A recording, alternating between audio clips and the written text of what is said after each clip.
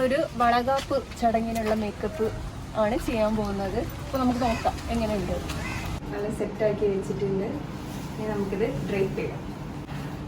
അപ്പോൾ നമ്മളെ കസ്റ്റമർ ആഷികയാണ്.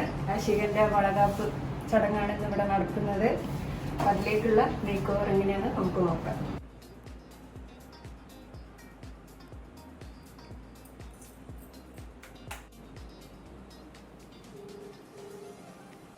അങ്ങനെ സ്റ്റാൻഡായിട്ട് ഇരിക്കാൻ കഴിയൂലല്ലേ. കുറച്ച് കഴിഞ്ഞാൽ അതിന്റെ സ്കിന്നിലേക്ക് കൊണ്ടുപോകും. നമ്മുടെ ആഷികയുടെ ഫൈനൽ ലുക്ക് ഇതാണ്. എങ്ങനെയുണ്ട് ആഷിക മേക്കപ്പ്? നന്നായിട്ട് എനിക്ക് നല്ല ഇഷ്ടപ്പെട്ടു. ഓക്കെ, ഞാൻ എക്സ്പെക്ട് ചെയ്തതിനേക്കാളും ഇഷ്ടപ്പെട്ടു.